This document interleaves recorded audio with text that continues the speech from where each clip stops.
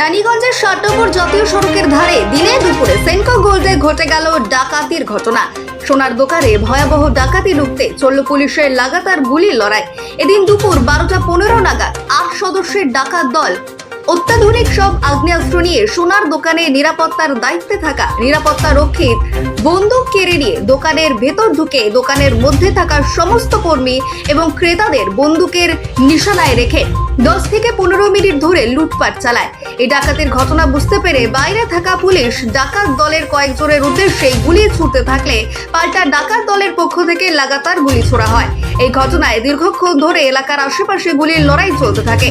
Police দ্রুত সক্রিয় হয়ে ডাকাতের উদ্দেশ্যে গুলি করতে থাকায় ডাকাত দলের একজন এই ঘটনায় আহত হয়। যদিও দ্রুত গতিতে তারা বাইক নিয়ে এলাকা ছেড়ে চম্পট দেয়। এই ঘটনায় দোকানের মধ্যে থাকা বেশ কিছু সোনার গয়না ডাকাত দল লুট করে নিয়ে গেলেও একটা থলি ভর্তি সোনার গয়না তারা নিয়ে যেতে সক্ষম হয়েছে বলেই এই মুহূর্তে জানা গেছে। তবে ডাকাত দল মুহূর্তের ঘটনাস্থল ছেড়ে পালিয়ে যাওয়ায় কাউকেই এখনো পর্যন্ত ধরা যায়নি।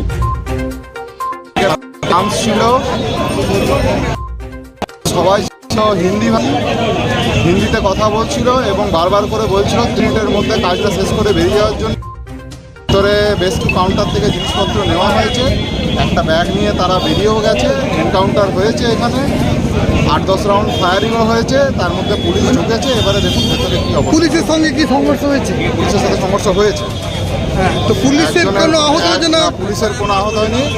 যারা ডাকাতি করতে এসেছিল তাদের মধ্যে একজন আহত হয়েছে, তার রক্ত ছাপ আপনারা এখানে দেখতে পাবেন। তো কি তারা কি ডাকাতি করতে সক্ষম হয়েছে? কিছু কিছু জিনিস নিয়ে গেছে। তো আপনি কি সেই সময় কোথায় ছিলেন? আপনি কাউন্টারের ভেতরেই ছিলাম। তো কাউন্টারে তখন আপনাদেরকে কি করলো? আপনাদেরকে কিছু না, আমাদেরকে যা নিচে বসে যেতে বললো এবং বললো কোনো চেনা মানে কাউকে ফোন না করতে। ঠিক আছে, বাস এইটুকু বলে মিনিট 3-4 টাইমের মধ্যে যা হওয়ার ঘটেছে। মানে পুলিশ শেষ মুহূর্তেই চলে এসছে? পুলিশ তার মধ্যে ঢুকে গেছে। কি নামটা আপনার? আমার নাম শিবাশিস ভট্টাচার্য।